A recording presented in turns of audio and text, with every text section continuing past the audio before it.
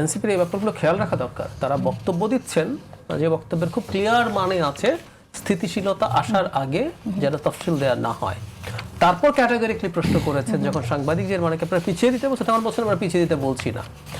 মানে কথাগুলো একটা একটাকে কন্ট্রাডিক্ট করে।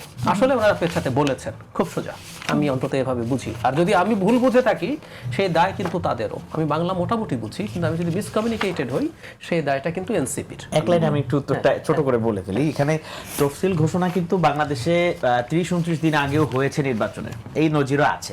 তো সেই জায়গা থেকে আমরা যে সম্ভাব্য একটা ডেট 11ই বা 14ই ডিসেম্বর ধারণা করছিলাম, তো সেটা যদি নাও হয়, আমরা মনে করি না যে ওইটার কারণে নির্বাচন পিছিয়ে যাবে। আমি একটু বলি তাহলে, আমি আবার এখানে আমার নিজের একটা এক্সপেরিয়েন্স শেয়ার করি মাহাদির সাথে।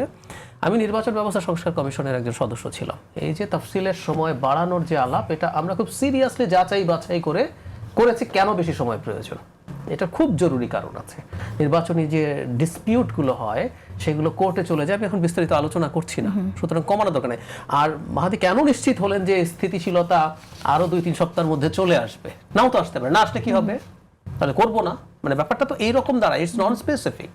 বেগম খালেদা জিয়া খুবই ক্রিটিক্যালি ইল অবস্থায় আছেন। এই ধরনের অবস্থায় মাসের পর মাস মানুষ থাকতে পারে, আমি ডাক্তার হিসাবে বলছি। আমরা এরকম রোগী দেখেছি যিনি মাসের পর মাস থাকছেন, মারা যাননি কিন্তু ওভাবেই আছেন। তো স্থিতিশীলতা আসলো না, তাহলে ওনারা কি বলতে চাইছেন? This is the problem. আরেকটা বড় ব্যাপার, আমি অস্থিতিশীলতার কিছু দেখছি না। আর প্রবলেম যদি কেউ ফেস করে সেটা বিএনপির ফেস করার কথা। বিএনপির কাগজে কলমে ডিজোরে চেয়ারপারসন বেগম খালেদা জিয়া, কিন্তু উনি তো আসলে দীর্ঘদিন, একটা সময় উনি জেলে ছিলেন, তার পরবর্তীতে তার শরীরের অবস্থা এতই খারাপ হয়েছে, আসলে ডিফ্যাক্টো চেয়ারপারসন জনাব তারেক রহমান আছেন। তো সর্বোচ্চ খারাপ, আল্লাহ না করুক, উনি যদি চলেও যান, বিএনপির আসলে তার কাজে, তার অপারেশনসে কোনো সমস্যা হবে না।